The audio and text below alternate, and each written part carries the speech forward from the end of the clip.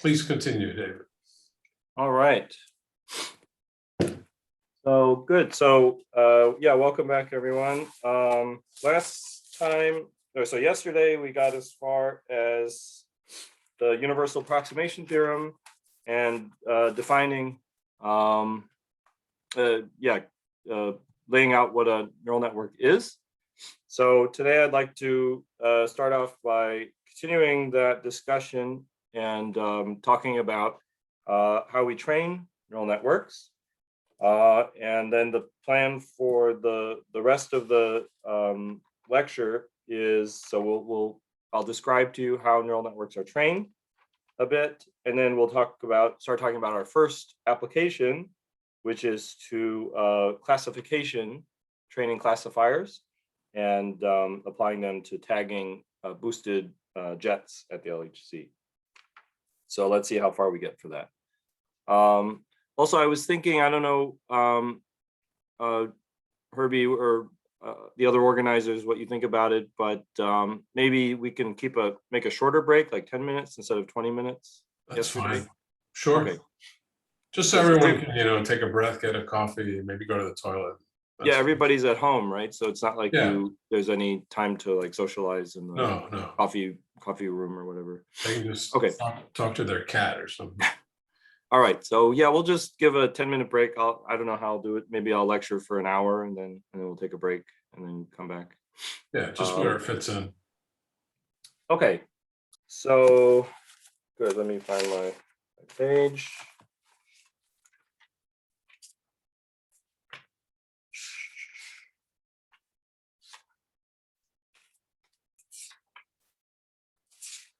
Okay, so training neural networks. Can you all see my screen? Yes. Yeah. Okay, great. So good. So what is the goal? So last time we talked about the fitting functions, the form of the fitting functions, and today I want to talk about how we fit them to the data. So what is the goal of training? Well, we have a loss function that we've defined in advance, and this loss function is a function of the neural network, and through the neural network, it's a function of the weights, and we should sum this over the data, right? And the goal of the training, of course, is to minimize L with respect to the weights. W, which means we want to solve this equation, right? And so this is non-trivial in general, as there are, there could be millions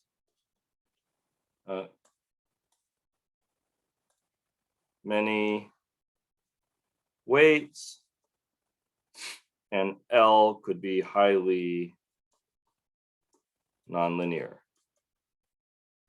Okay, so in general, there's no simple analytic solution to this, and we have to use numerical methods. Okay, and related to this issue of L being highly nonlinear is, usually in general, it's not. So in general, many local minima. So how to prevent a numerical solver from getting stuck. So that becomes the main challenge, is if given the presence of many local minima, if we have some numerical solver, how does it explore this space and make sure that it finds something close, approximating the global minimum, and doesn't get stuck in a very, very suboptimal local minimum? Okay, so that's the main challenge. Okay, so so let's start with the convex case and think about how we would solve this, right?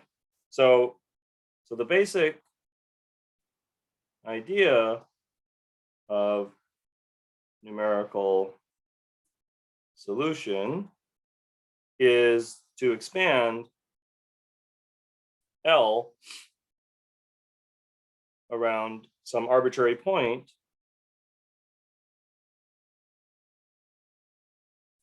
in a Taylor series.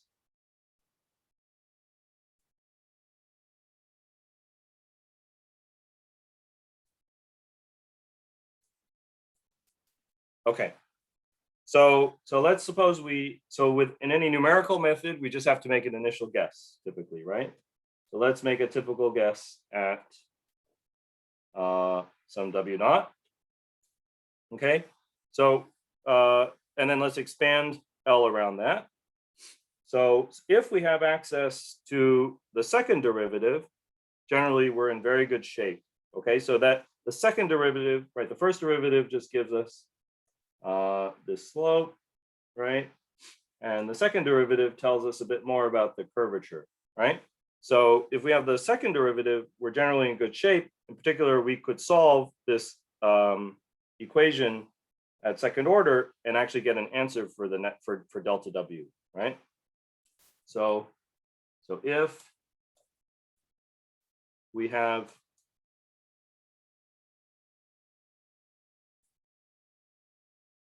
then can solve for delta W, right? So we could solve for delta W approximately, get delta W is approximately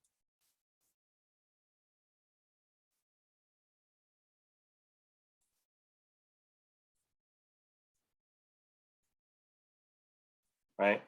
So and then iterate, right? So this would give us some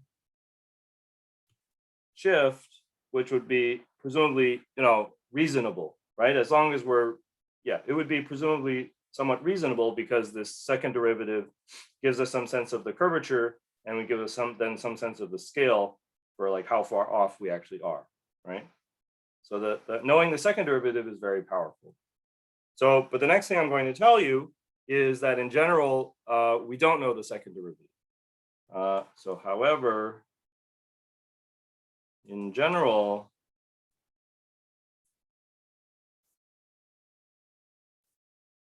the second derivative is not known. And so could somebody tell me, somebody who's paying attention, tell me then maybe why in practice we don't know this second derivative, or why it might be hard to know the second derivative? Actually, I take it back. The second derivative maybe is not so hard. Well, okay. There's two issues here, right? So, all right. So why is the second derivative itself hard to calculate, maybe? And then for one thing, there are a lot of them, right? Good. So that's the point. So let's say there's a million W's. Now I have to make a matrix. So with multiple W's, what I really mean by this second derivative is a matrix, the Hessian. And so have to compute n squared derivatives. So that doesn't scale well, derivatives. So that doesn't scale well when we're going to these neural networks that could have millions of weights, right? So that's the first thing. And then the second thing is that here, what is this? So this was obviously for one-dimensional problem, but for a multi-dimensional problem, what does this thing in the denominator actually mean?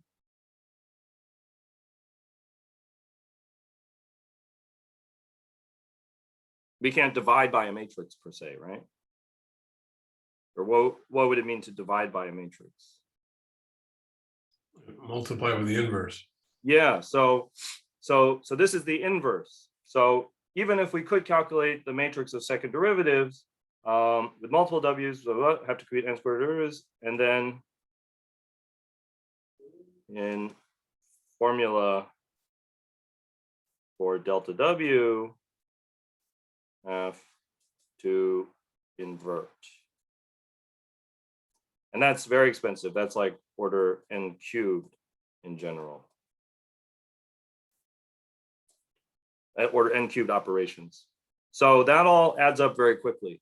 Okay, so that's why, for neural network optimization and deep learning, although, it is an active area of research, I've heard talks on it, where people, think about ways they could get access to the Hessian.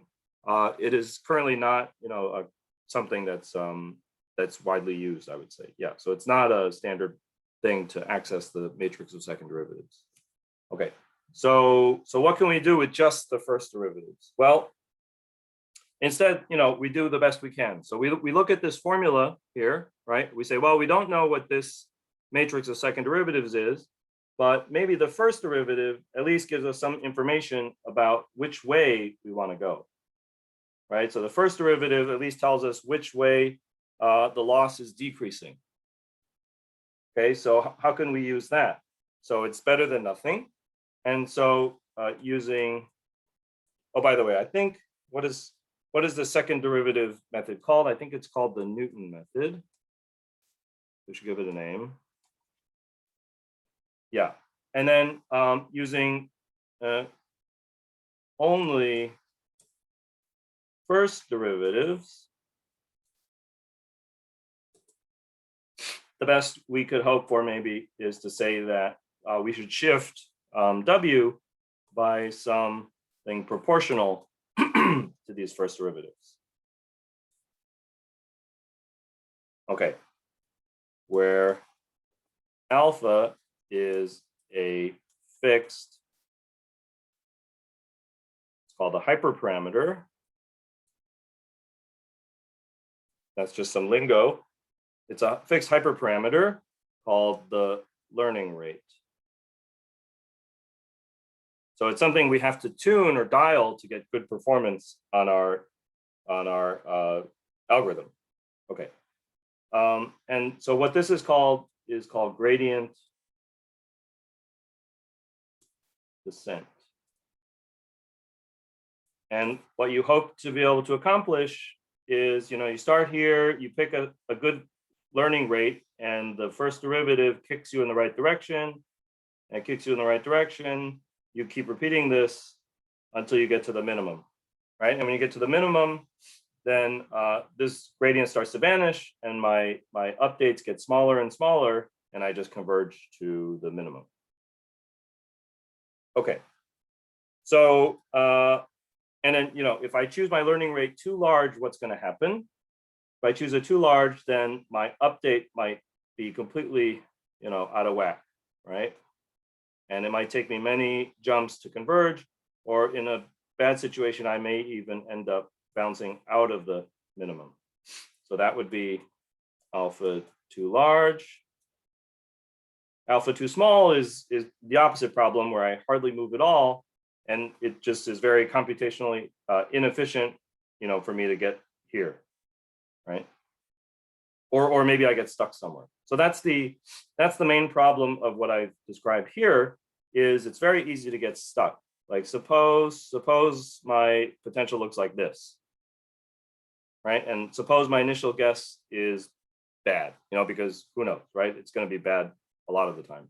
So then using gradient descent, what's going to happen if my learning rate is, if I choose my learning rate just right, I might bounce over to here, and then start to bounce into here. That's what I'd like, right? But what if I choose my learning rate small and I get stuck here? then I'll never leave, right? The gradient is 0 at that point. Okay, so that's the main problem with this, what I would call vanilla or ordinary gradient descent. Anybody have any questions so far? Doesn't that get less likely with more parameters actually? Because it has to be a minimum in all parameters, not just in one or two of them, right? So it's more likely to be a saddle point or something if you have many parameters, I would guess. Yeah, so you can also get stuck at saddle points though, too, right? For the same reason. Or plateaus, or, you know, you can get stuck in lots of places.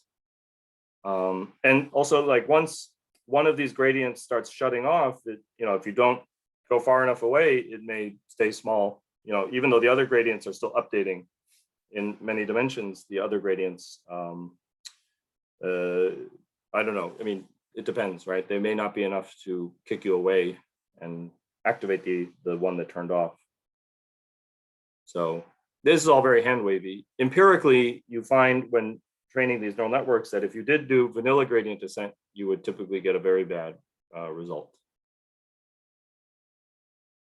Also, well, it can be, yeah. So the thing I'm going to tell you next is called stochastic gradient descent, and it also has computational advantages in that to compute this full gradient, which is, you know, a sum over all the data, just to get one update can be computationally expensive as well, right? I have to run over all the data just to get one update of the weights. Oh, I should say also, so for each update, so we iterate the weight updates, and for each pass through the full data, that's called an epoch of the training. Oops. Okay, so that's an important piece of terminology, is the definition of epochs. And so for vanilla gradient descent, where I compute the derivative of this entire sum over the entire data, each weight update is one epoch. Okay. And so that's a very expensive way to estimate the weights. Good. So instead, what people do, so to prevent getting stuck and speed up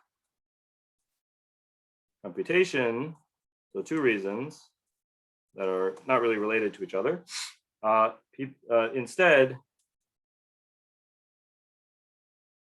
do something called stochastic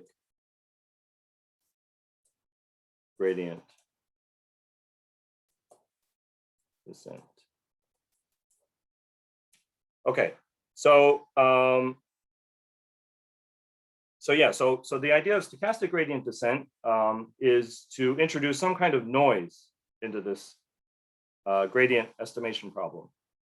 Okay, and you would think, well, shouldn't that, you know, be bad in general? But basically, what you want is to regularize or smooth out or prevent getting stuck. So you want, whenever the gradients are small, you want the algorithm to have a possibility. Basically, you want to introduce like a temperature to the system, right? So you know you're at the global minimum when the gradient is small, and with some amount of temperature, you're unlikely to bounce out of the global minimum, right?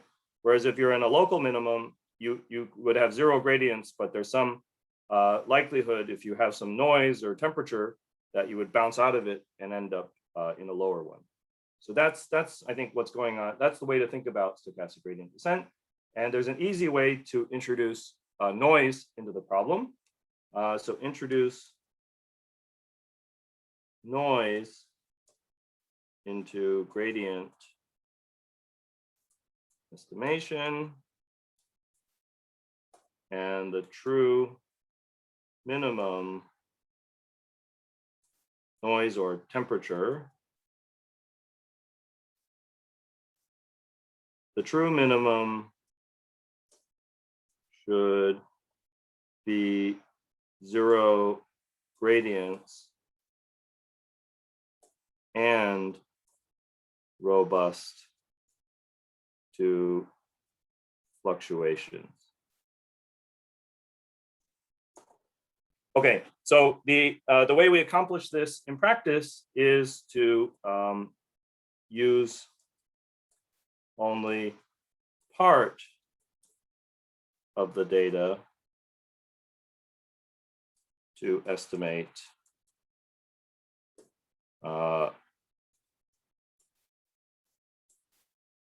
so in other words, so full gradient descent, we do the derivative with respect to sum over all the data of the loss, right? And in stochastic gradient descent, well, yeah, in stochastic gradient, so in mini batch stochastic gradient descent, we only calculate it over what's called a mini batch.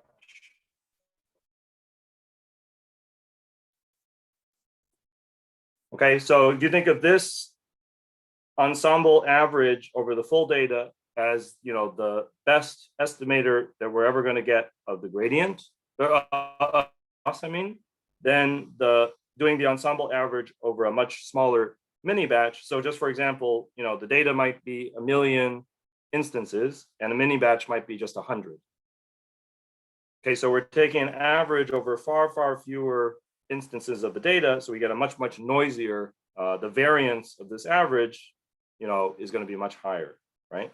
So that's actually, you would think that's a bad thing, but counterintuitively, that's actually a desirable property for this kind of gradient descent algorithm. Okay, so basically we take the full data, this is all the data, and we just chop it up into mini batch. So this is mini batch 1, 2, 3, you know, n-1 and n. And then we compute this gradient update mini batch by mini batch. Okay. So as we go over the full data, this is 1 epoch of training. Any questions about that?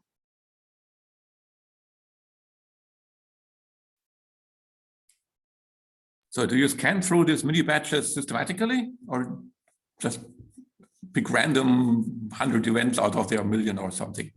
Oh, usually we try to access all the data, make sure we see all the data. So we do a random shuffling of the data and then divide it into n, you know, we pick our mini batch size in advance, and then we chop up the data into that number of chunks. Okay. And then go ahead. Then you just consecutively go through there for each. Yeah, we consecutively go through like it's shown here. Yeah. And then important to, in general, it's good to shuffle data after every epoch, so that the algorithm isn't, the SGD isn't seeing the same you know, order of the mini batches every time. Yeah. Sorry, was there another comment or question?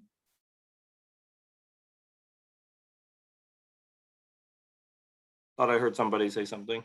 No? I have a question. Yes? With shuffle the data, you mean which data is in which mini batch, or just the order of the mini batches? Yeah, shuffle the data itself, so that which data ends up in which mini batch is totally different every time. Okay, thanks. Yeah, so shuffle data completely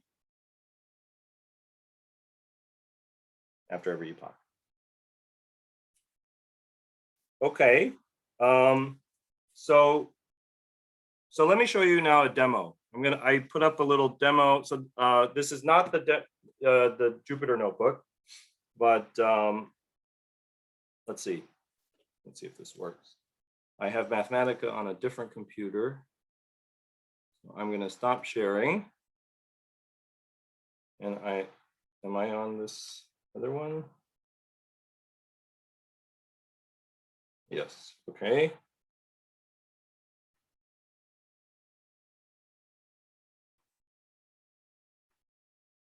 Okay, so let me share that. Can you all see this Mathematica notebook? Yeah. Okay, so I've just coded up gradient descent and SGD for a very toy problem. So I'm generating a random, let's see, what am I doing? I'm generating random X values taken from a normal distribution. And then the Y values are just the square of that. Okay, I don't know why I chose exactly this, but I'm not going to execute all the blocks here because it takes a while to actually do it. So this is the data, all right? This is the data. And I want to fit, so I'm doing a simplified regression problem to this data. So this data is basically y equals x minus 1 squared. Okay, it's a parabola. And so, you know, the parabola, if I know the right functional form, that it's a parabola, it has what? 3 parameters, right? So I'm going to make my life a little simpler and reduce it to a one-dimensional problem. So here, I'm going to say that I know the exact functional form, you know, it should be quadratic, and that I know the constant term. Oh, and that it should be a perfect square. So I'm saying I know a lot. I just don't know the coefficient of x inside of the perfect square. Okay, so there's one parameter I'm going to fit for. And okay, the reason I cooked up this example is because now the loss function, which is just like the mean squared error, or the least squares fitting between y and the function of x, this loss is a quartic function. And so with a quartic function, I can arrange things so that I have 2 minima. You know, I have a local minimum and a global minimum, right? So this is the loss, the true loss function as a function of w. Okay. So of course, with a quartic function, I could minimize this exactly, but I want to see how I would do with a numerical algorithm. Okay.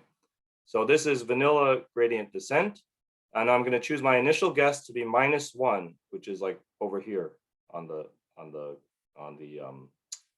loss function. Okay, so very far from the global minimum.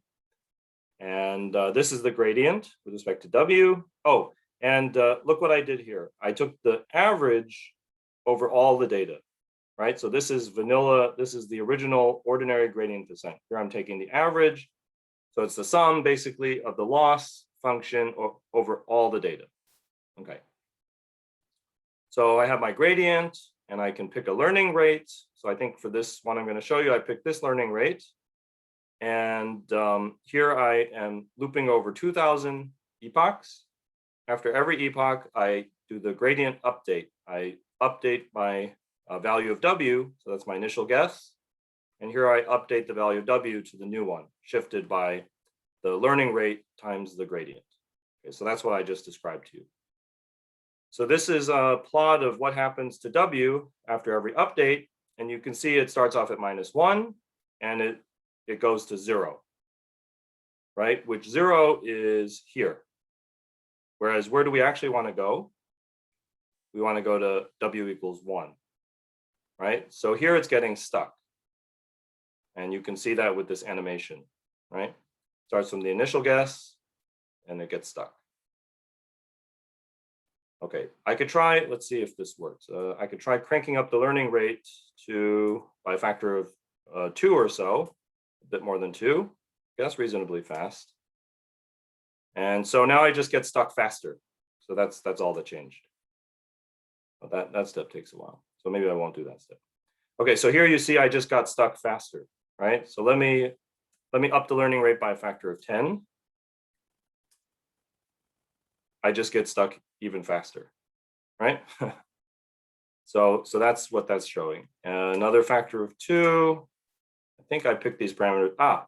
So in this case, I don't get stuck because I just jump right to the true. Maybe that one's worth evaluating. Here I just jump straight to the true minimum. So in some sense, I got lucky, right? Here I picked a learning rate so that the first update basically took me here. Or the first set of updates took me here.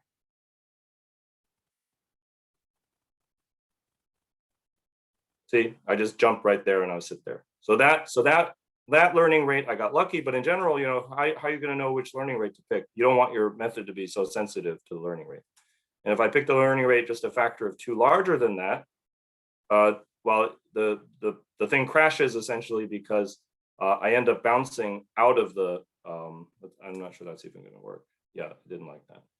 Okay, so what happened is that I ended up bouncing, when the learning rate is too high, it becomes unstable and I end up going in the wrong direction. I end up bouncing out of the potential instead of into it. Okay, so that's vanilla gradient descent. Are there any questions about that? So you see, it's very easy to get stuck, and it's very sensitive to the learning rate. So now I'm going to show you stochastic gradient descent. So here I'm picking, let's see, how many events did I generate? The data is 10,000 instances, okay? And here I'm picking a batch size, mini batch size, which is just 10 events, 10 instances of the data. And I'm going to train this for 30 epochs, okay? And so what happens here is I'm computing the loss for just, here's where I do that. I'm computing the loss over just one mini batch. Okay, so here I have a loop. Here I have a loop over all the epochs. And here I have a loop over just the mini batches inside each epoch. Okay, so here I've chopped up the data into separate mini batches. Okay, I'm not going to run that. That takes a while, but I'm just going to show you what happens here.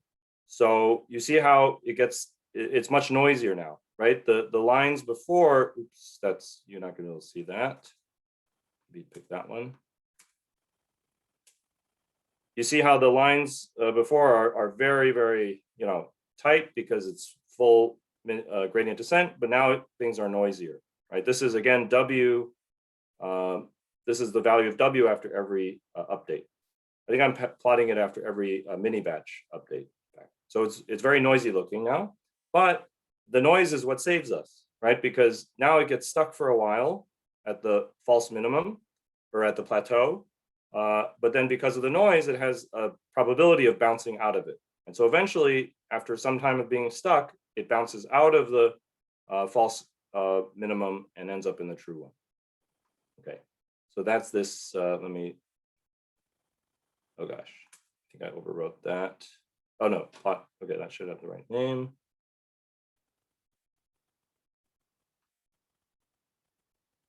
Now would be, you see how it gets stuck there for a while, and then it bounces into the true one. Okay, and then it stays there. So that's the idea of stochastic gradient descent and why it's a good idea. Any questions about that? Or comments? Wouldn't you do a little bit better if you tone down the noise towards the end? Once you're reasonably sure that you're at least in the vicinity of the true vacuum, the true minimum. Good, that's an excellent. Down even better, yeah. Right? Otherwise you have some error always.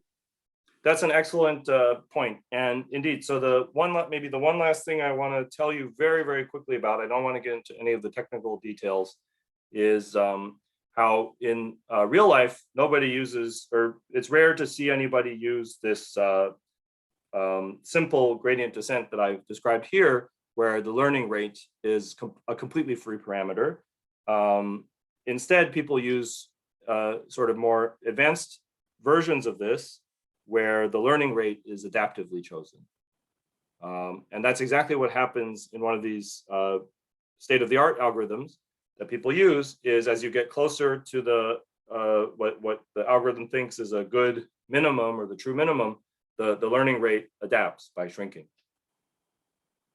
So that's what the modern algorithms do. Yeah, so you get some kind of convergence then. Of course, if you do it too aggressively, you could anneal this is like learning rate annealing, right? So you could anneal to the wrong, you could again anneal to the wrong place if you shrink your learning rate too aggressively. So there are ways to deal with that. But actually, so maybe that's all I want to say about that. I just want to give it a name because later in the lecture we're going to be using one of these when I do the demo. So let me. So are there any more questions about this Mathematica notebook demo that I just showed you? Because I'm going to close it otherwise.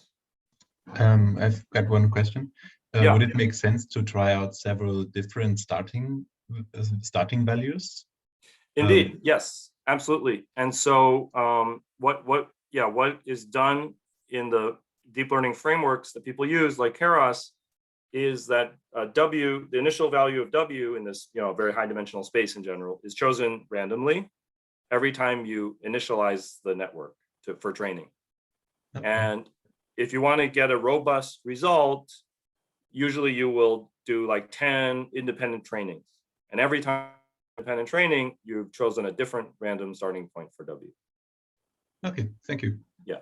And then you'll like either ensemble your independent trainings together, or you'll use them to, get some kind of error bar on your result, depending on, what you want to do. Yeah, good. Any other questions? Okay, so let me stop this one. And I don't think I need to be logged on here anymore. Okay. Go back to here. You all see my screen again with the notes? Yep. Okay. So in practice, this simple, let me call it simple SGD with fixed learning rate is not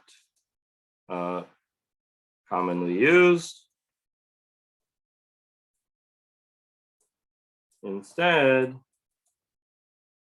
people invented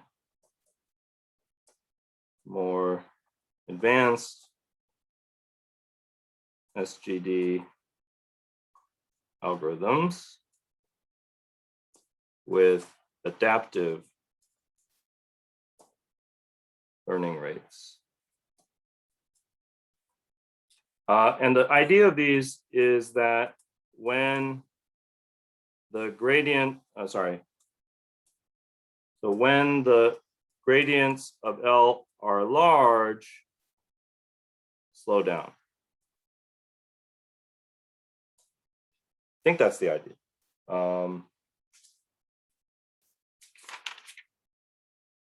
Yeah. So yeah, when the gradients are large, slow down the learning rate. And when the gradients are small, well, when the gradients are small, you don't have to really do anything, right? Because, but also, well, actually, what I'm telling you is not completely true. I'm trying to oversimplify something in order to not have to spend time on it.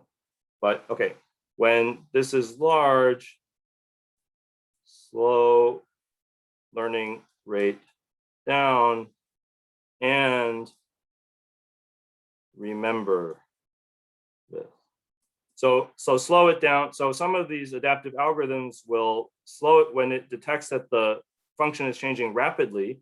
It'll slow down the learning rate in order to explore this more finely, and it'll remember that it's slow. It won't speed it back up again. You don't want it to accelerate too much when you reach the minimum, right? Because then you'll just overshoot it.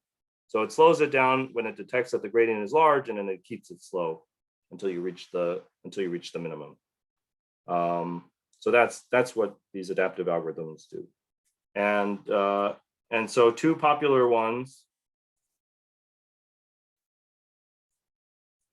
are called Eta Delta and Atom. Okay, so in practice, you don't ever have to actually know what these things are. You don't even have to know what SGD really is. For most applications, the framework, the deep learning frameworks that people use do all these things for you. So I'll show you how that works later on in the lecture. So a lot of people, I think, just get by just fine without ever really learning in detail what SGD or what eta delta or whatever actually do. For myself, in fact, it wasn't until I taught this course on machine learning, this semester-long course, that I was forced to really learn this, in a lot of detail. So yeah, okay. Good, so that's what I wanted to say about SGD. And okay. So now I just want to say very briefly a couple of words about two more things that are involved in neural network training. So one is backpropagation and the other is overfitting. Okay, so a backpropagation is, it's just like an important thing to know, I think, about, know what that word is, because it does get used a lot. But again, it's one of these things which is done for you automatically by the deep learning softwares. And so you never actually have to know, you never actually have to do backpropagation yourself. Okay, so another important component, though, of training neural networks is something called the backpropagation algorithm. And so this is an efficient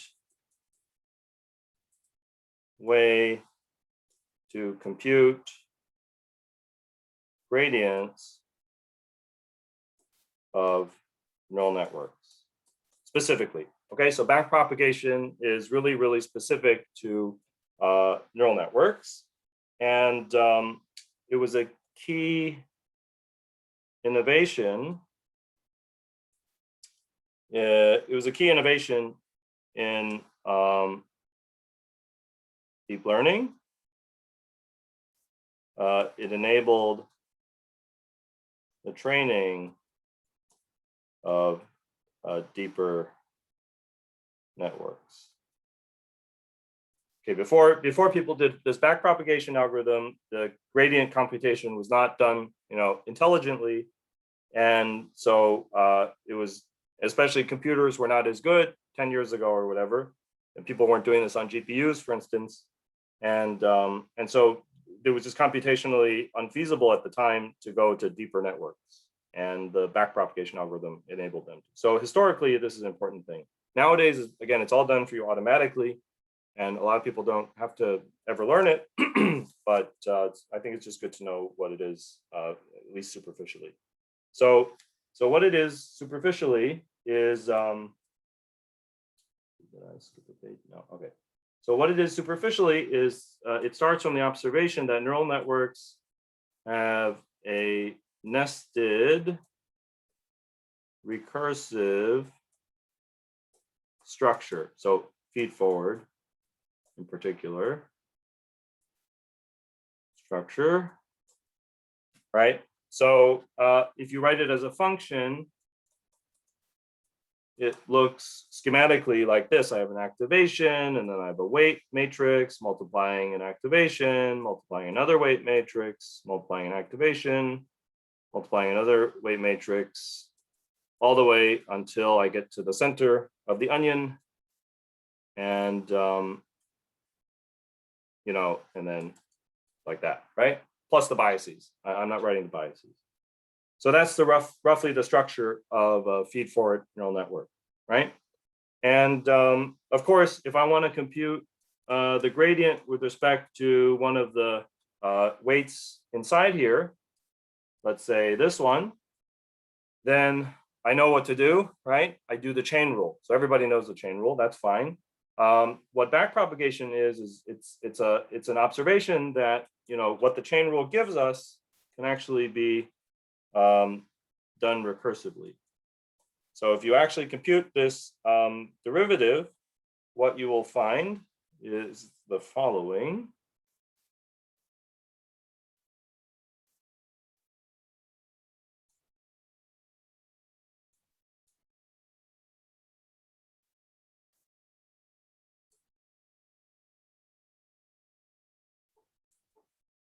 So here I'm doing some shorthand. XH is the output of all this stuff, okay?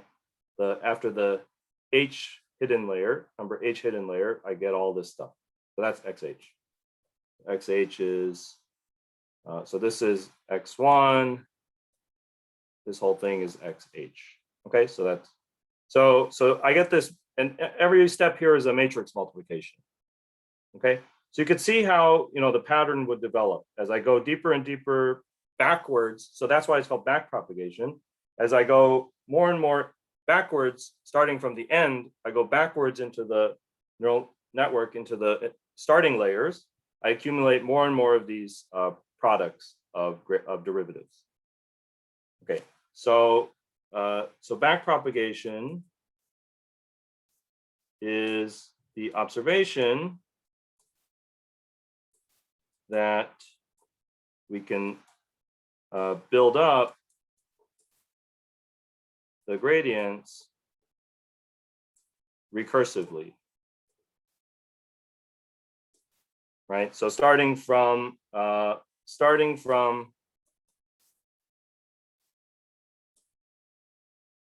the last layer and going backwards, right? Because the first derivative that I would compute with respect to WH would just be this one. And then the next one I would compute would be this one. And finally, I compute this one, right? So if I compute this one once and store it, and then when I come to wanting to compute the next one, I can use it to get the next one and store that. And then I compute the next one using this, and I store that, etc. Then I do the least number of computations, right?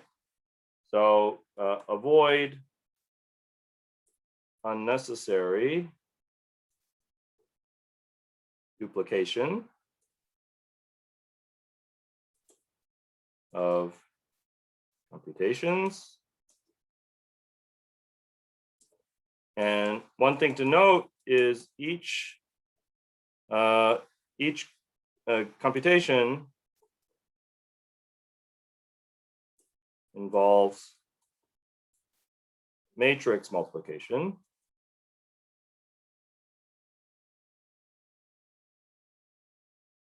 over the space of weights. So these could be million by million dimensional matrices or something, right? And so that involves matrix multiplication. And so, this sort of algorithm saves you a lot of computation in the end. It seems like a trivial thing, but it saves you a lot of matrix multiplication. So that really, really adds up. And also another note is that this is why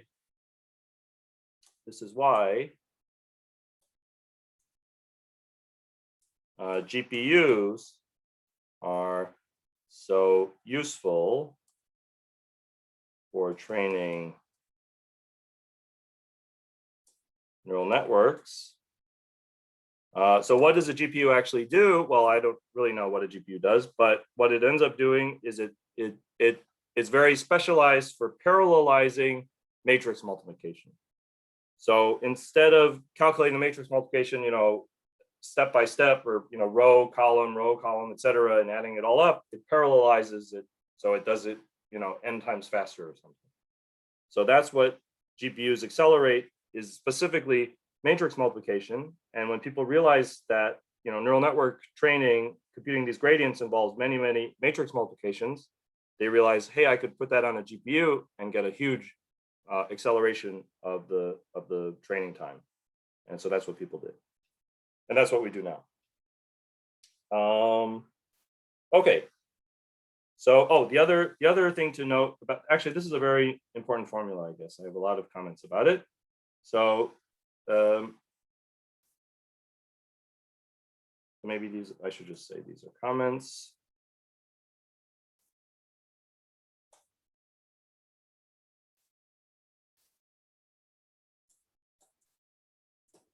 The third thing to note is that the way the gradients work is multiplicative, right? So in equation star, you can see vanishing, exploding gradient problem in equation star, right? Because you see this multiplication, right? So if my gradients are much less than 1 or even a little bit less than 1, but I go very deep, like say, I don't know, 50 layers or something, then that's going to get exponentiated. And then my sensitivity to the weight, or the weight update for one of the earlier weights is going to be suppressed sort of artificially by this accumulation of small gradients. And so, you know, it's an artifact of how we do this gradient descent algorithm that all the weight updates, where's that formula? All the way in the first, oh no, here. All the weight updates here, or all the gradient updates have the same multiplicative learning rate, right? So, you know, something could be artificially suppressed by all these gradients that go before it. And then its update will be essentially shut off. But not because I'm close to a global minimum, just because sort of the scale of those gradients is much smaller because of all these other things, all these other multiplicative factors that go before it. Okay. Any questions about that? That's all I wanted to say about backpropagation. Are you demotivated by the fact that I told you that the modern algorithms just do it for you? No, I'm fine. Okay. All right, so that's backpropagation. And the last thing I want to tell you about very briefly before the break is this problem with overfitting. Okay. So what is overfitting?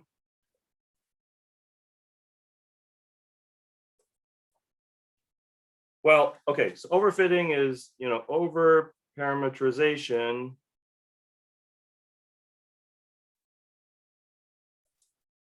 of the fitting function. Right, so maybe you've encountered overfitting before, but let's see, let me draw a good example. So maybe my data looks like this, right? And then, you know, probably the right function to fit to this is this, right?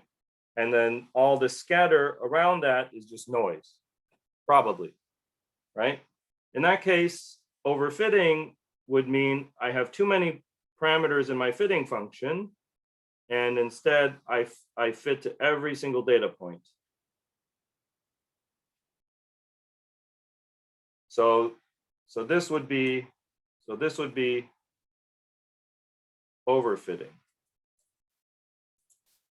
This would be a good fit. And I guess we could also describe underfitting. What would underfitting be? Anybody? Fit with a constant. Right, underfitting would mean underparameterizing the fitting function. So like that, right? This would be underfitting.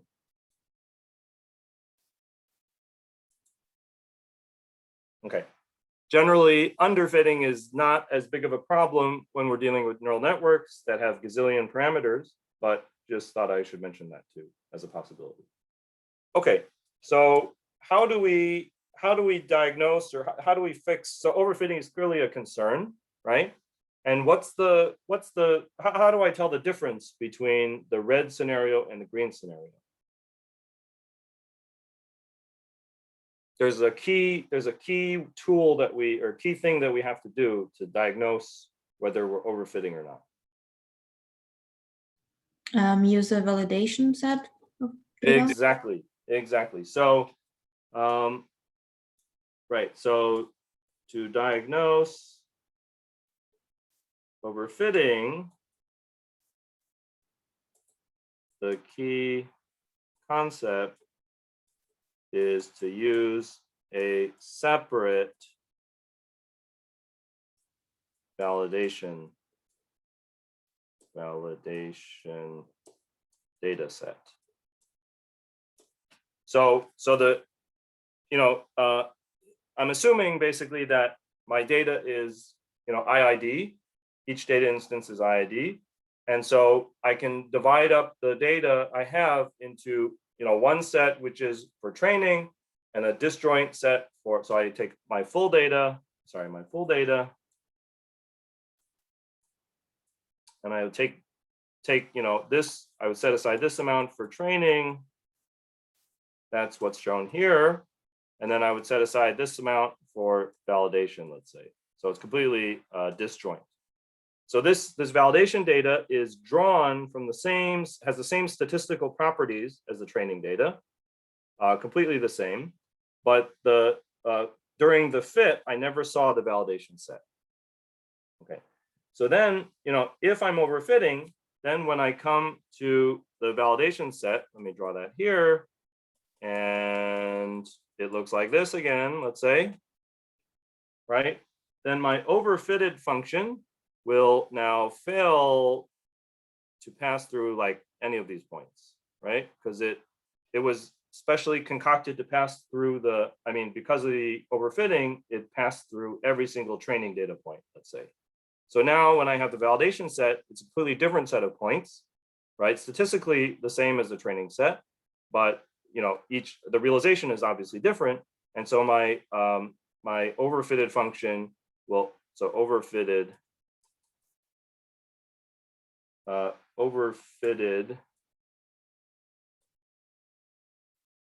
F will have very poor loss on the validation set, right? It'll miss all these points. Whereas where was my color? Whereas the good fit,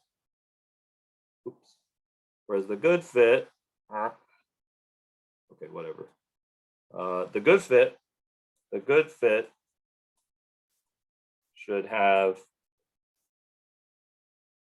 a val loss similar to the train loss, right? So that's the so this is the notion of generalization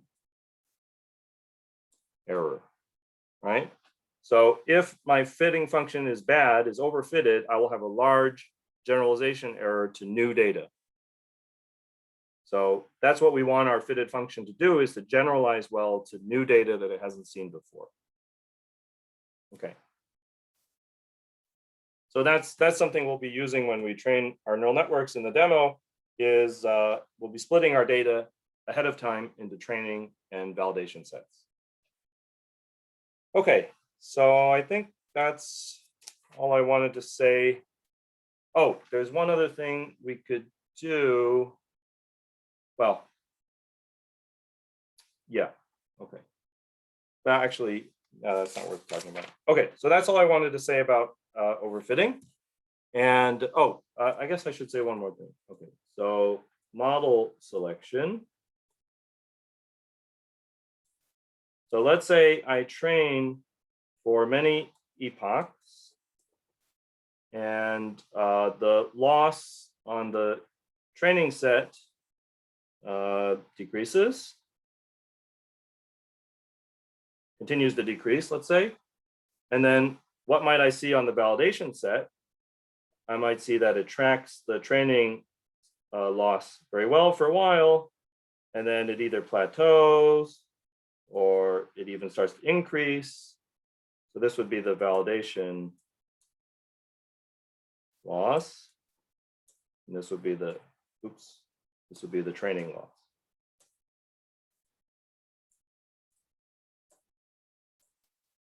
Here I'm plotting the loss. Okay, so this is a very common, these are very common scenarios when we're training these neural networks, training machine learning algorithms in general, using gradient descent type things, is that the training loss may continue to decrease and the validation loss will plateau or start to come back up again. Okay, then there's a question for us, the people doing the training of these algorithms, which so each epoch here is like a different fitting function, right? So each epoch gives us a different fitting function. So it's up to us which epoch we want to choose to be our ultimate answer. And so based on this plot, which epoch would you choose? Would you choose the last epoch here? It depends, right? I mean, so what's the idea for how we choose the epoch? Do we do it based on the training loss? And then the overfitting, right? At least Yeah. the risk of overfitting. Right. So we should always choose the epoch based on this validation loss, right? So the gradients were updated and all the fitting happened with the training data, and that's what the training loss reflects. And then how it generalizes to a completely new set, that's the validation loss is telling us that. And that's what we really care about. We care about how this thing generalizes to a new set. Okay, so it's important to select the best epoch in general using validation loss, right? So in this case, the best epoch might be, somewhere here.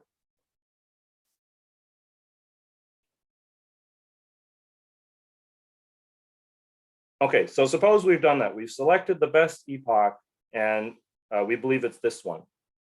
Are we done? Or is there's one more thing we have to do? Because now the model selection procedure, we've used the validation data, and so we biased our model against the validation data.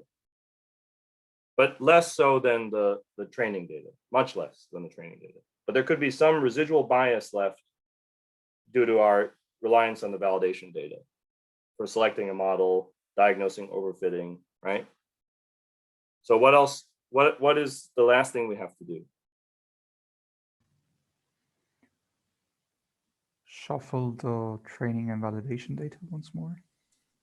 Maybe that would be a sort of a bootstrap way to accomplish what we want, which is a totally unbiased. What we want is like an unbiased indication of how well our fit, how well our training did, how well we describe the data, right? And so we're heavily biased against the training data, and we're slightly biased against the validation data. And yeah, if we shuffle it all together, I think we could reduce our bias maybe a bit. Although if the validation data is much, much less than the training data, which it usually is, then actually that could be a bad thing, right? Because we're gonna get a lot of training data in our new sample. So what we need is a third partition of the data into a test set, okay? So that's what people usually do. So they have training,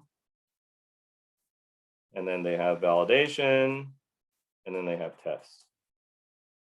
Okay, so you use the training to do the gradient updates, etc. Use the validation to diagnose overfitting and to select your model, your epoch, and then use the test for your final evaluation to see how well you really did.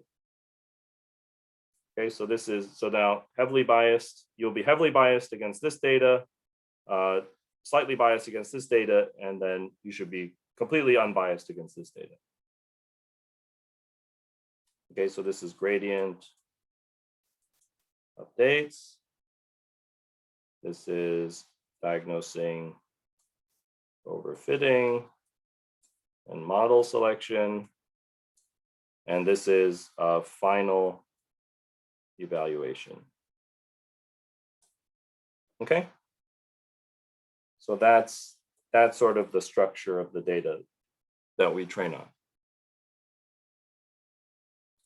All right, I'm a little bit over where I said I would stop for a break. So why don't we pause for 10 minutes and reconvene at like 10:15? Oh, sorry, 4:15 your time? Can I ask a question first? Yes, absolutely. What happens if the final test doesn't work out very well? You go back to scratch? Yes. Yeah, I mean, it's very rare in my experience that the validation set biases you so heavily that the final test fails. I mean, that I've basically never seen that happen. What's more likely is that, you know, the validation, I mean, if the final test really fails that badly, I guess in my experience, you probably have a bug somewhere. Or okay, you know, actually, yeah, another thing is, you know, actually this is happening in a project. This happened in a project I'm doing right now on calorimeter simulation, but the loss, it turned out the loss was completely misleading. So the loss was reflecting some part of the data that actually didn't matter at all. Like calorimeter pixels that had very little activation in them, that were basically zero. So the loss in that case was dominated by stuff we didn't care about. And so we were selecting the best model based on a validation loss that was basically completely misleading. And then when it came to the final evaluation, we saw the results were very, very bad. And we didn't understand how they could be so bad, given, you know, how well the validation loss seemed to be performing. And then we eventually realized that the loss itself was poorly computed, basically. So if your final evaluation is really that far off, it's probably a sign you're doing something wrong at a deeper level, like you're not using the right loss function or something. Thank you. Mm-hmm. Yeah, anybody else with a question before we break?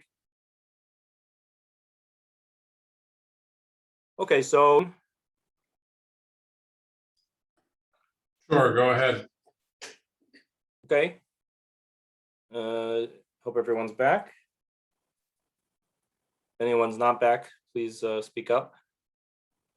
Just kidding. Okay, so good. So that is all. I think, yeah, that's all I wanted to say about training neural networks. And so now I finally want to get to the first application. And that's classification and jet tagging at the LHC. Okay, so finally some physics, right? So I guess I should have said at the beginning that the purpose of this course is to teach you about machine learning applications to LHC. So given the time constraints, I'm going to assume that you all know something about the LHC and something about collider physics and jets and QCD and things like that. So I hope that's okay. That's okay. Yeah. Okay, so I'm just going to jump right into it. So it's a very important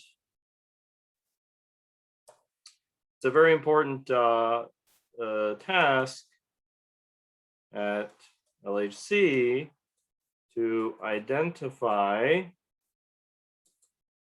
different types of jets. And so what do I mean by that? Well, you know, you're probably all familiar with, you know, a QCD jet. It starts off with some gluon or quark, and then it radiates a lot, you know, with some showering antenna pattern thing. So that's a quark gluon jet. And that we'll be calling throughout these lectures as a QCD jet, okay? Even though all the other jets also happen through QCD. Okay, so that's your standard everyday kind of jet. And of course, you're familiar with B jets probably. So a B quark will hadronize and then travel for a while and then decay to some stuff. So a B quark will become a B meson, travel for a while and decay to some stuff. So that's a B jet.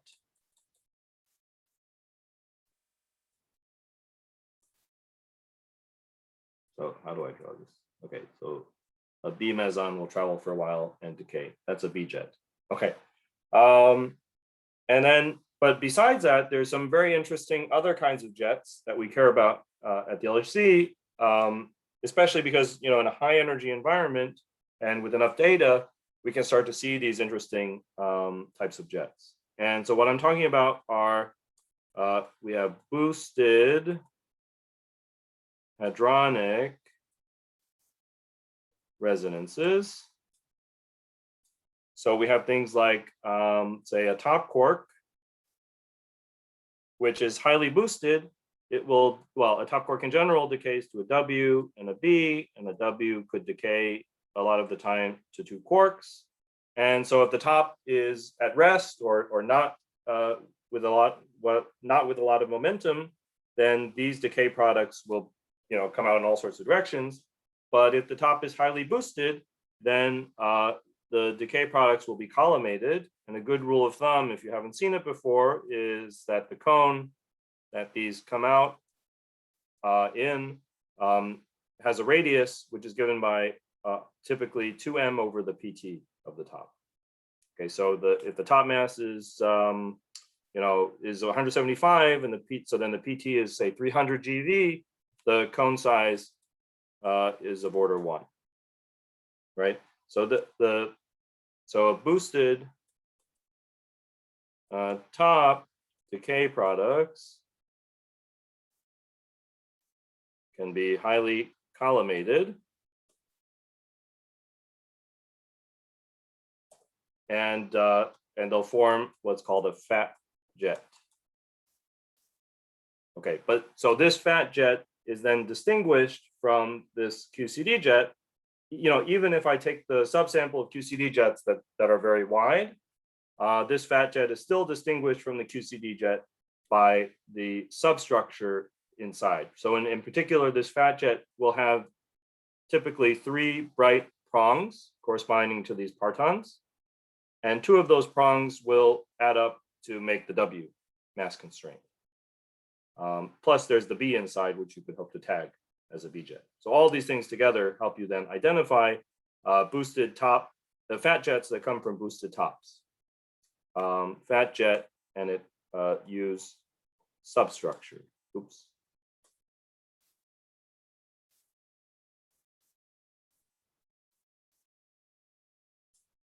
What other kinds of boosted hadronic resonances could there be? So for instance, we could have a W itself. Could decay to a cone, right? What else could there be?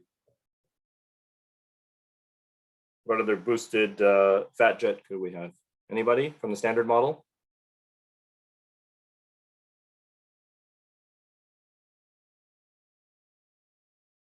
Z or Higgs? Good, yeah, of course, a Z. Yeah, Z, same thing. And then a Higgs, yeah.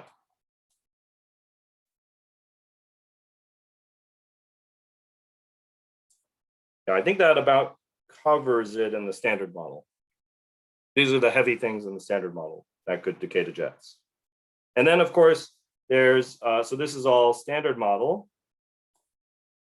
And then, nothing stops us from saying that there's some new particle, X, say, which decays to 2 prongs, or to 3 prongs, or more prongs, so the sky's the limit. So you can also have BSM fat jets. And you could hope to search for, anomalous fat jets compared to all these other ones. So that's also something we'll talk about in the last lecture. Okay, so identifying these jets from each other is a very important problem at the LHC and has many applications to measurements and physics analyses. Good. So how do people go about doing this? Well, the conventional approach is, to use physics, right? So what do we know about these standard model jets that could distinguish them from QCD jets? Oh, by the way, that's the implicit unspoken thing I'm saying here, is that, the QCD jets are by far the most dominant and common thing at the LHC by orders of magnitude.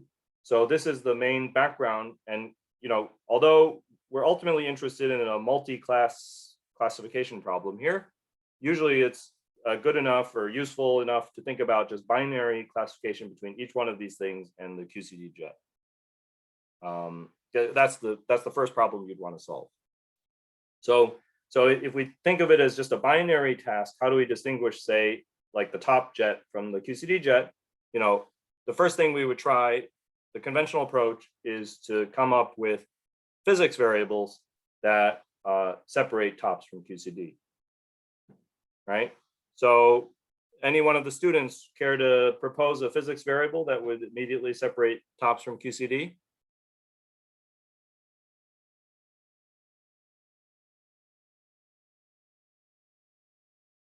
Anyone still there?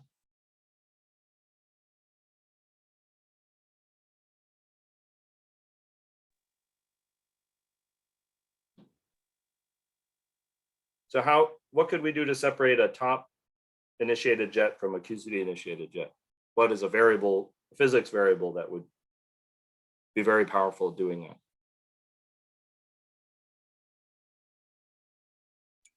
that? Invariant mass. Okay, yes. So the conventional approach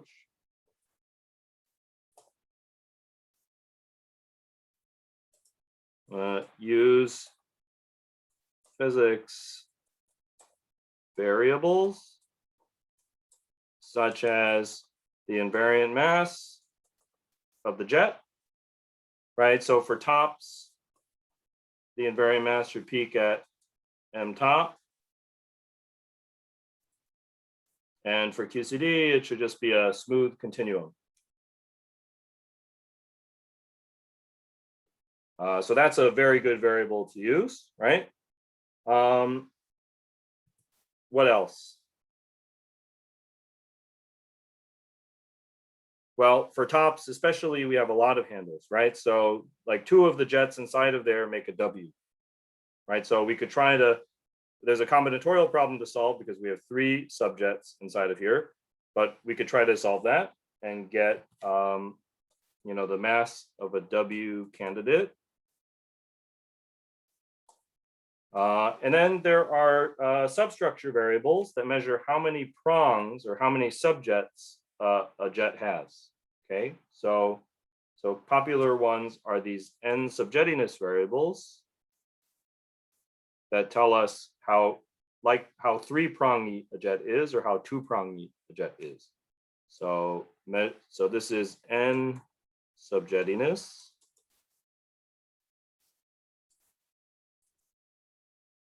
And measures how 3-prong or 2-prong the jet is. So this one is 3-prong and this one is 2-prong. So these are some of the most powerful variables for top tagging.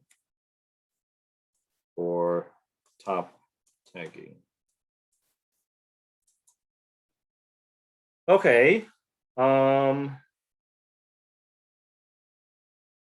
Yeah, so that's the most conventional approach, is to use physics variables. And then, so we come up with these physics variables that have a good separation between QCD and top.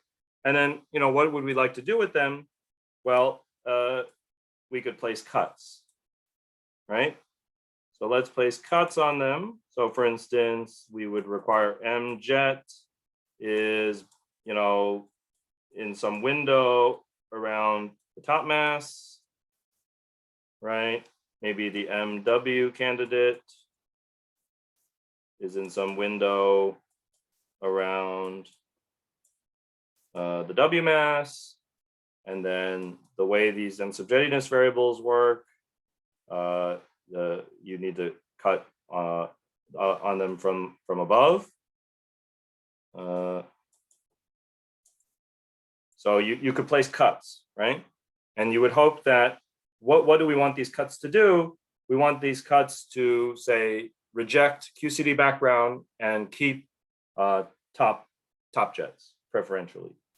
So we place cuts and we see how many QCD and top jets pass the cuts. And just some terminology, the top jets that pass the cuts, we'll think of the top jets as signal, okay, and QCD as background. I've already been thinking about it like that. So how many top jets pass the cuts will be the signal efficiency. How many QCD jets pass the cuts will be called the background efficiency. Okay, and in the machine learning terminology, this is usually called the true positive rate, and this is usually called the false positive rate. So we'll be using that terminology as well, TPR and FPR. Okay, so that's the most conventional approach, is just to place cuts and then see what fraction of QCD, so maybe not how many, but what fraction. So count the fraction of QCD and top jets that pass these cuts. Okay, so of course, this is machine learning class. So what else could we do with these? Oh, I should say these physics variables in machine learning terminology, we might call them high level features. What else could we do to these high level features that would automate the placing of cuts?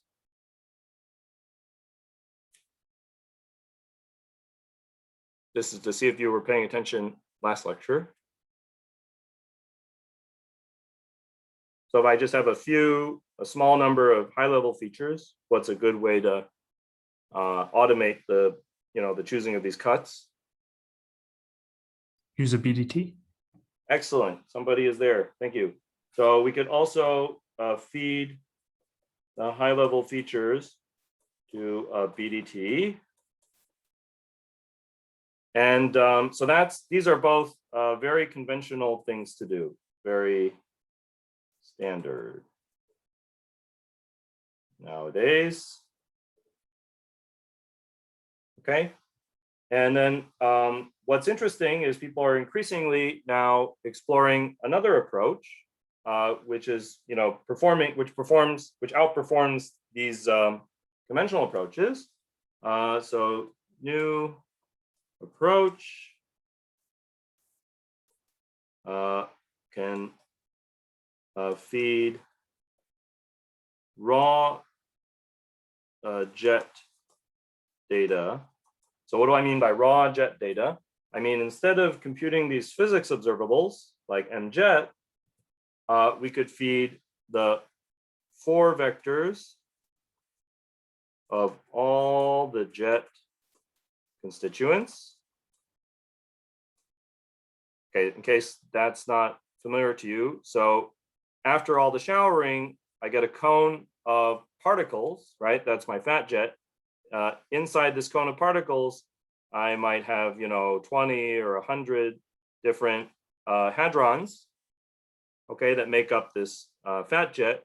So each hadron, is like a kaon or a pion or something, a neutron. So they all add up together to make my jet, okay? And when I look at jet substructure, I'm looking at subsets of these constituents to form the subjets and the prongs and whatnot. But all together in aggregate, the jet is composed of these jet constituents, right? So that's the lowest level information there is, pretty much. I can feed all these jet constituents directly to something, right? Or I can make a jet image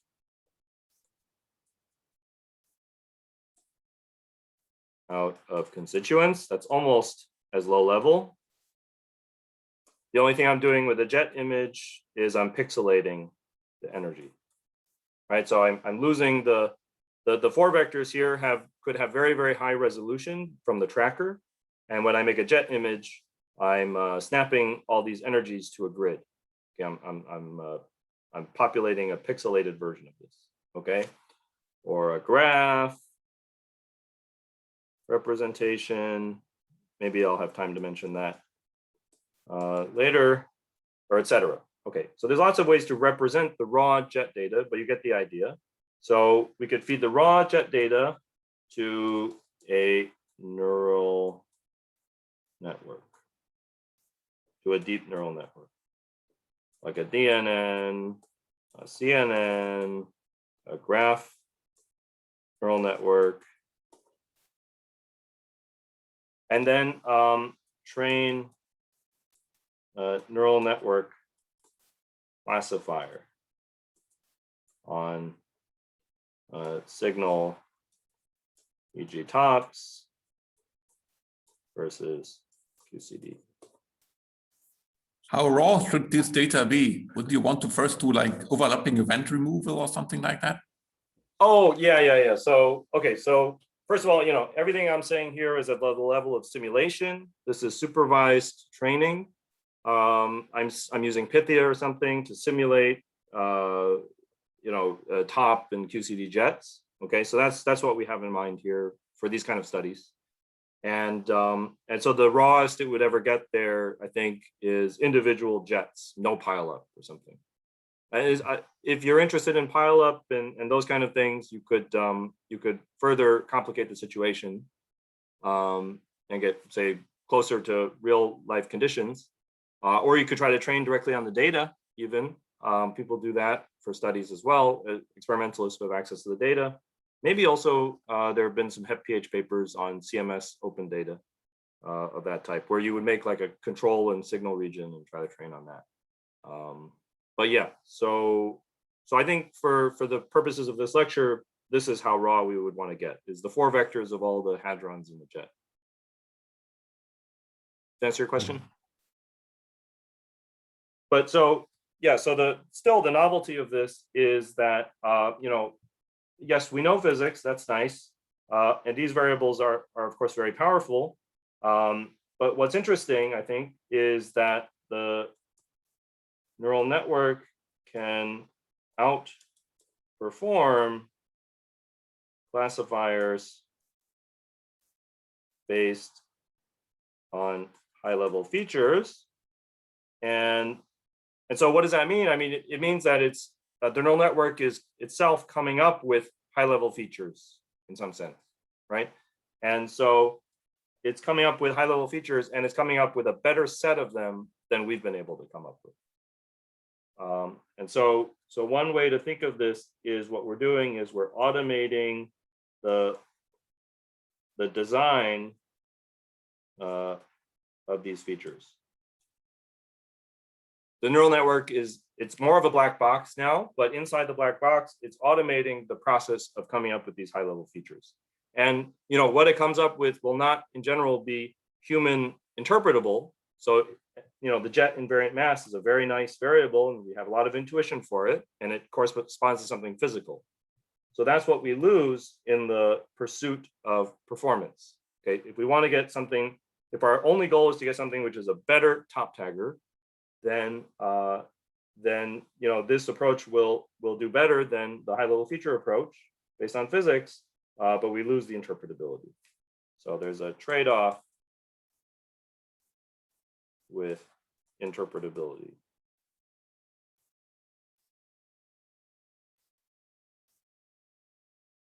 Okay, and then actually subsequently, so I'll be telling a story about top tagging in particular, which I myself had worked on in the past.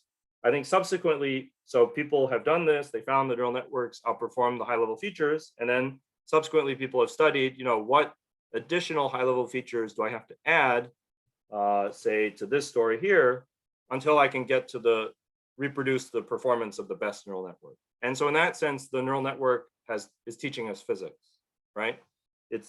We can iterate on this until we converge, until we close the gap with the neural network. And then so people come up with more high-level features that have some ability to classify tops. And when you add enough of them, you can sort of reproduce the behavior of the neural network. So this is, even though this is not itself fully interpretable, it does give you some route or some inspiration for learning more physics. So even if all you care about is like the physics observables and you think this is all black box and not somehow not a good thing to do, it still has a practical benefits in terms of teaching us physics, I think. Okay, so good. So I want to show you a demo of some of these neural networks on the top tagging problem. Before I do that, though, I have to describe one last thing, which are metrics for binary classifiers. But maybe I should just stop for 1 second to see if anybody has any questions. or comments? I would have one question. Yeah. If we feed all the information about the 4 vectors of all jet constituents to the neural network, is it not easily getting too much data, too much input data for the neural network? What does too much mean? What do you mean by too much? That we have too many input parameters for it to fit, for it to work well. That's exactly what the neural networks are amazing at. Yeah, so you'll see that there can never be too much in some sense. Yeah. Oh, okay. The neural networks, the reason that they're so amazing and powerful and all these breakthroughs is because they're such expressive functions, and the way we fit them to the data with SGD is so powerful that you can fit these very high dimensional spaces and many data instances. You can do that all very efficiently using these functions that have millions of parameters and get a good fit. Yeah, that's exactly the point. Yeah, so thank you for asking that question.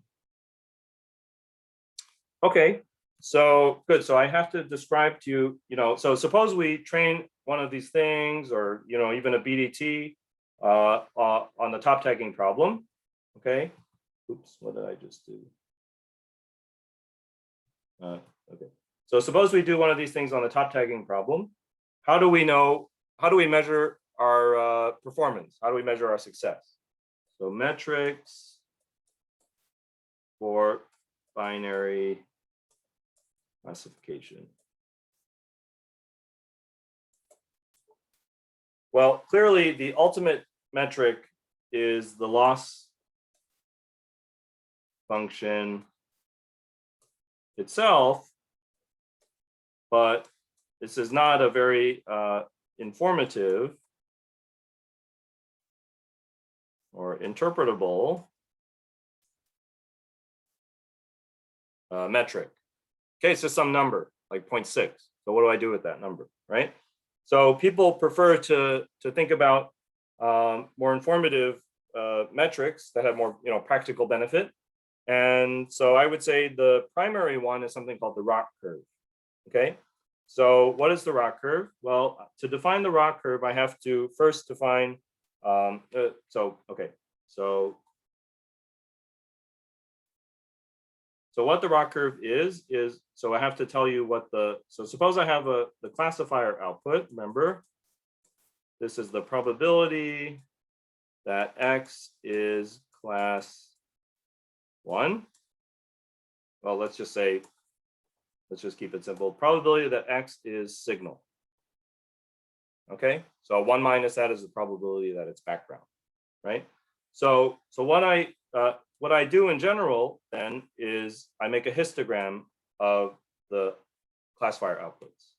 Okay, and maybe for background it looks like this, and for signal it looks like this.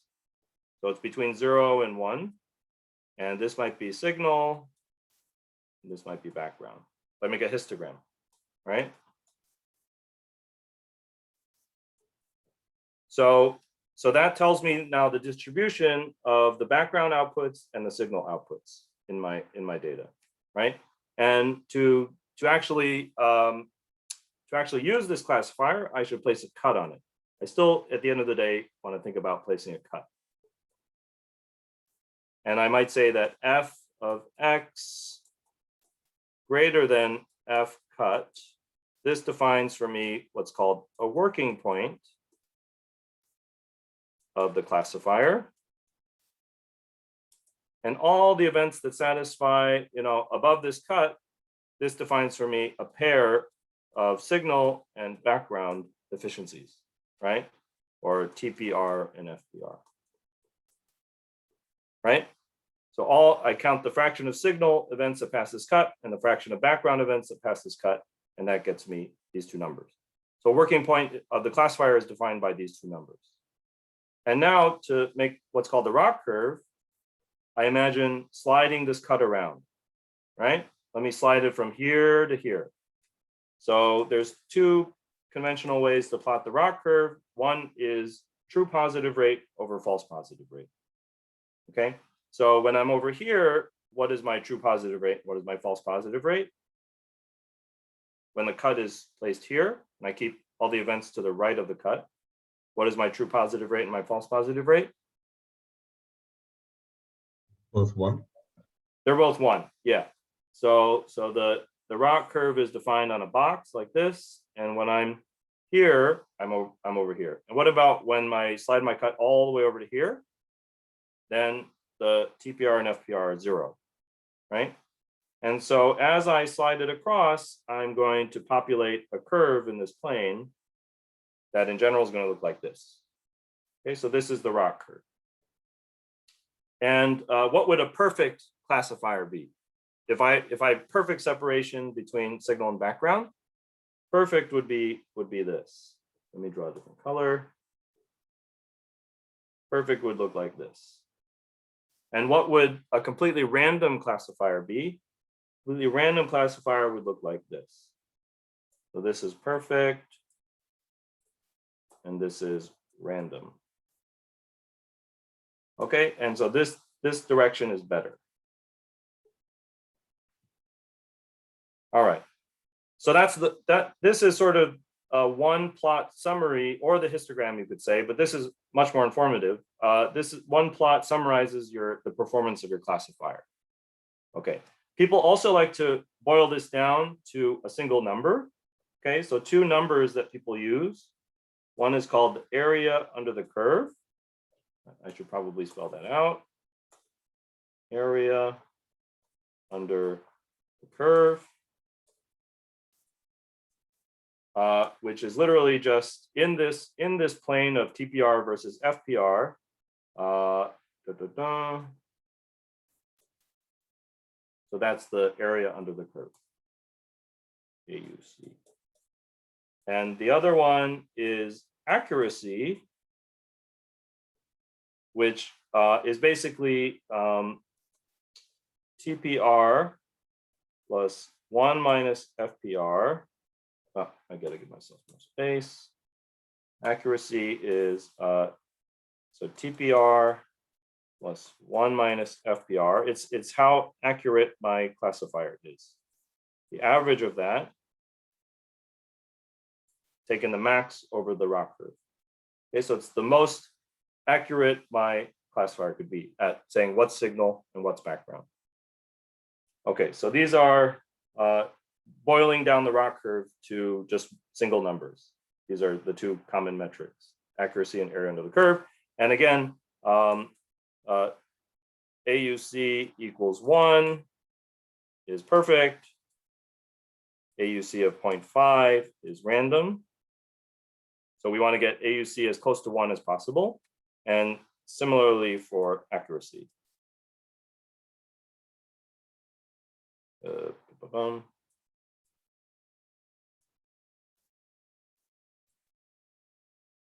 Okay. And the last thing I want to say about this is in particle physics, so this is what you'll see for the rock curve in machine learning. In particle physics, we usually plot it, or at least I like to see it plotted differently, which is like this. And this is on a log scale. So it's like 1, 10, 100. The reason is that in particle physics, we have very unbalanced data. Like the background QCD is usually much more dominant than the signal. And so we usually care about the part of the rock curve where the TPR, or where the FPR is very, very small, like 10 to the minus 3 or something. So that's like this tiny corner of the rock curve where the FPR is very small. So when you plot it like this, you sort of exaggerate or spread out. You allow yourself to see the part of the classifier where the FPR is 1 over the FPR is very large. Okay, so this is the particle physics way of plotting. Okay, any questions about metrics?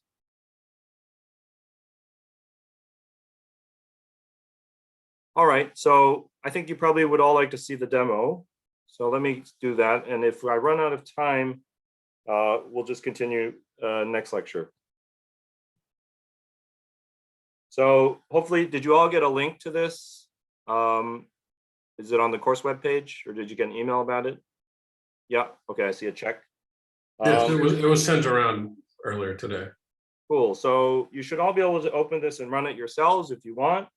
If you haven't done any Jupyter notebooks or Google Colab before, it's this very cool interface. It's like Mathematica almost.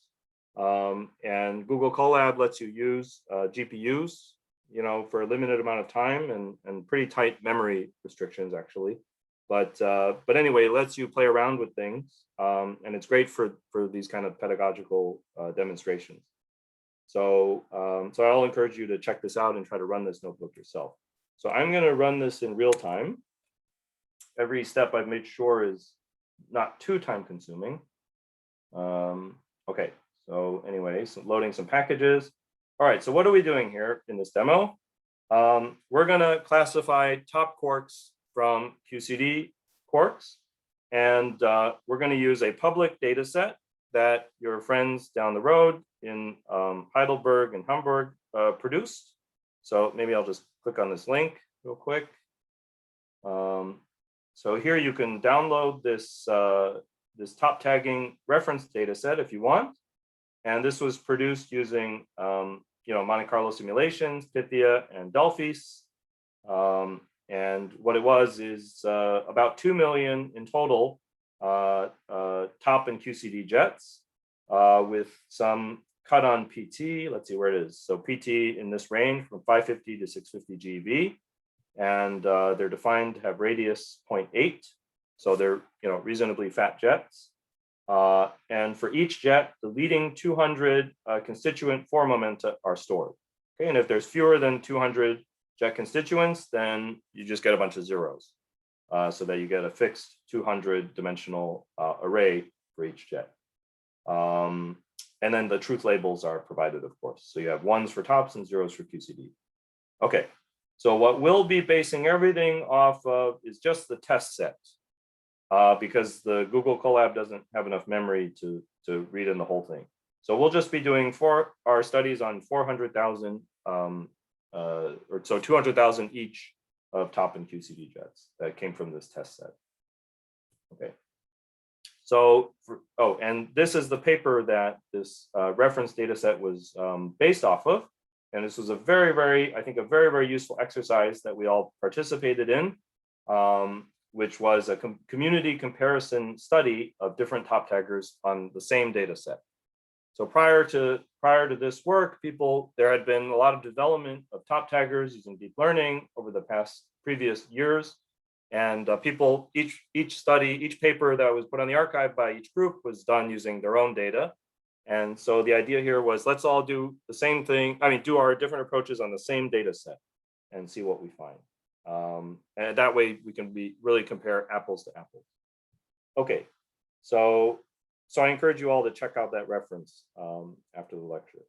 Anyway, so what I've done is, the first thing I've done is I have computed some of these high-level features based on this top tagging data set. And so that's the first thing we'll start with. Okay, so you can just download this data yourself. Should download pretty quickly. What happened? Oh, it already finished. Okay, so it's only 3 megabytes. Yeah. All right, so now we load this data in. I guess I clean it up a bit. And so this is just, this is a much reduced set. It's just 100,000 of the jets. So 50,000 tops and 50,000 QCD. So let's visualize the data. So the data has 4 columns. And the first column is the jet mass. The second column is the W candidate mass. The third column is the tau 32 and subjettiness for 3 prongs. And the last column is the truth label. So now I make a plot to show you what that looks like. And you can see this is the top jet mass, as you expect. So it peaks here for the tops at 175.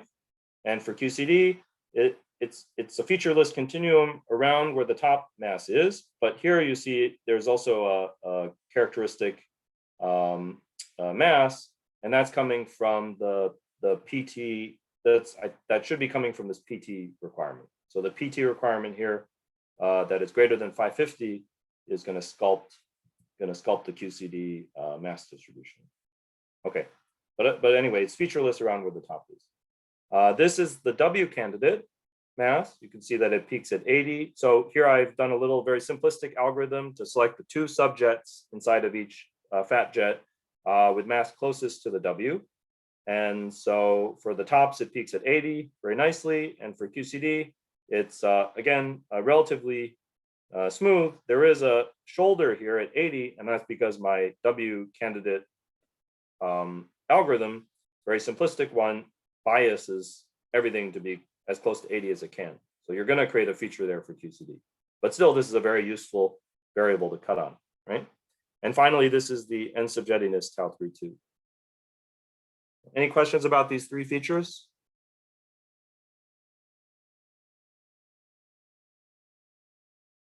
Okay, so the first thing that I want to show you is what happens if I do these cuts on all these features like I was describing. So it's a 3-dimensional space. So I'm going to scan over all, quote unquote, all ways to do these 3 cuts. Okay, so I do a window cut in the top mass, do a window cut in the W mass, and I do a cut on n sub jettiness.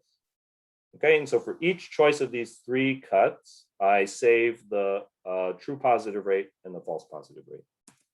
Okay, so this takes like 30 seconds to run. There are a couple of these bits of code which take macroscopic amounts of time to run. So during that time, you should feel free to ask a question or something. I don't have any jokes to tell. So. Okay, it finished. So now let's visualize the ROC curve. Okay, so I'm going to plot I'm going to do it in the particle physics way, which is true positive rate on the x-axis and 1 over the false positive rate on the y-axis. Oops, on the y-axis. Okay, so that's what the ROC curve looks like, except it's not a curve, right? It's more like a ROC scatter plot. So why is this the result we got from doing this exercise? How come I didn't get a single curve out of it? I had promised you a ROC curve, and instead I got a ROC scatter plot. What does each point here represent? One set of cuts. Right, so it would be a curve if I was doing a cut on just one feature, right? But because I'm doing cuts on all 3 and all possible ways, all possible rectangular cuts, I'm getting all these different points, right? So what am I most interested in as far as this plot is concerned? I'm most interested in the envelope, right? I'm most interested in the best cuts, the cuts that give me the best false positive rate for a given true positive rate, right? I probably should label this.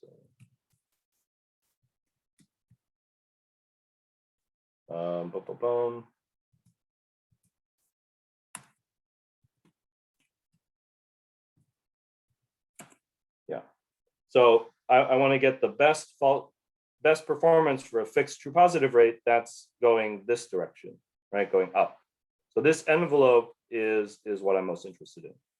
Okay, so next, I guess, okay, let's put a number on it. For 50% true positive rate, that's a cut where I keep 50% of my tops. I can reject 99 out of every 100 QCD jets. That's what this is telling us, right?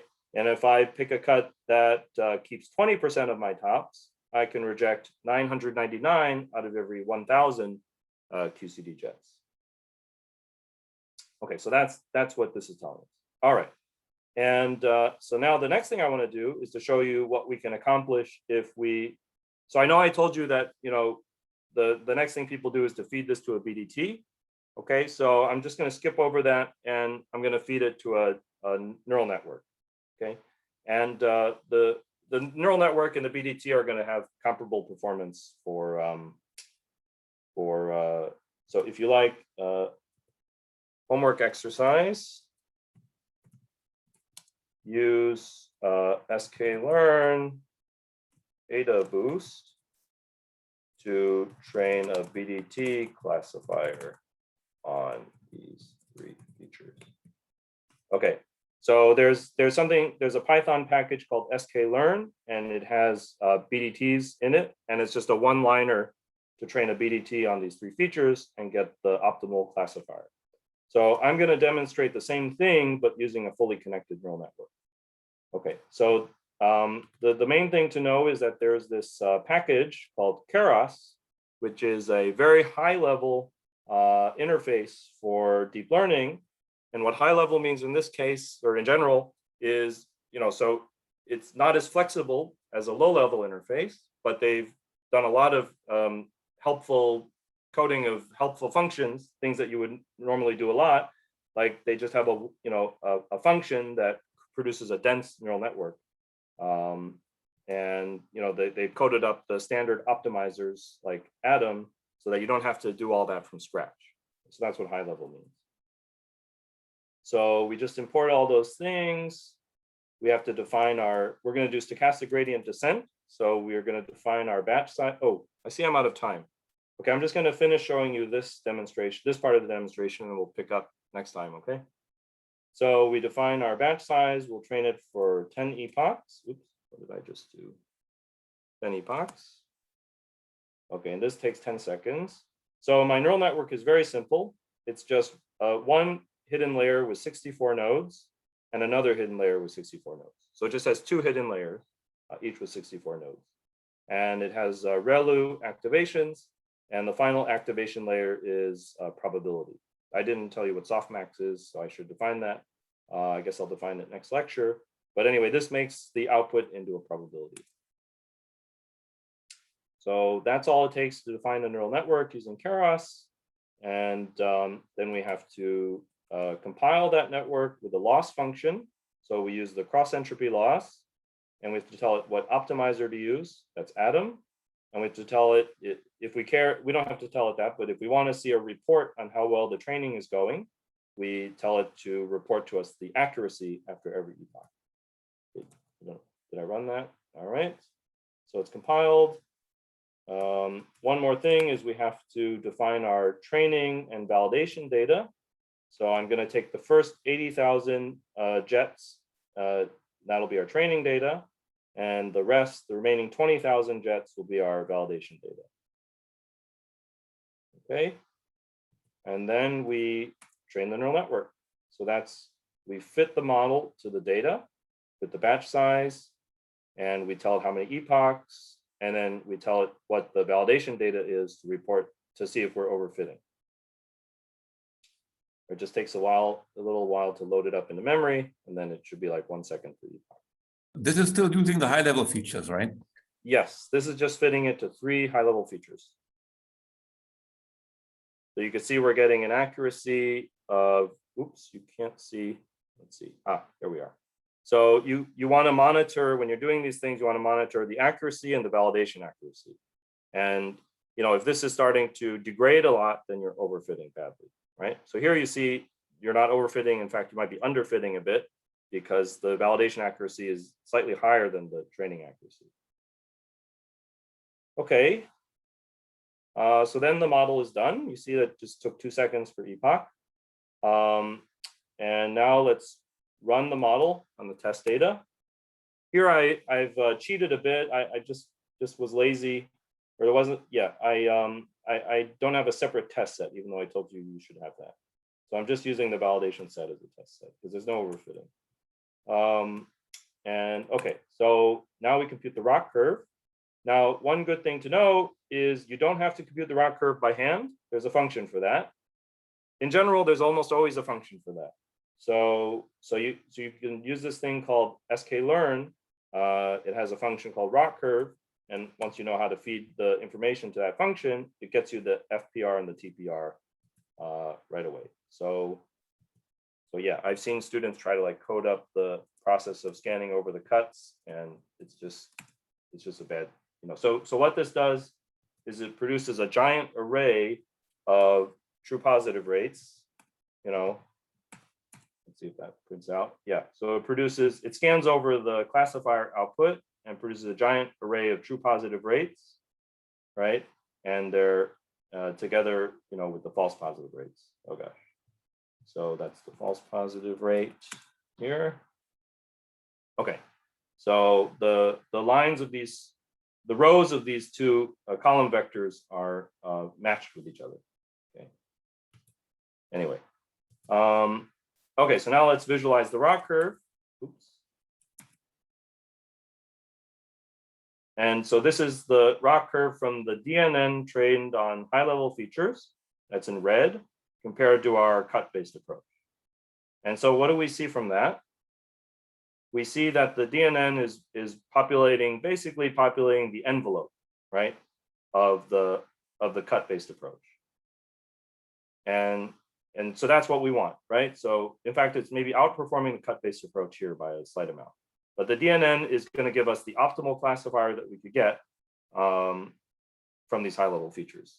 And because the high-level features are so simple, and there's only 3 of them, and the correlations in the space are not, very significant, I would say. The cut-based approach that we did basically captures, the best you could do. Okay, so that's why this red curve is not significantly above the cut-based envelope. Okay, and of course, if the red curve had been below the envelope, we'd be concerned that our DNN was not getting the optimal classifier. Okay, so I guess tomorrow I will start by showing you how to train a DNN on all the jet constituents, and then I'll also introduce a convolutional neural network on jet images.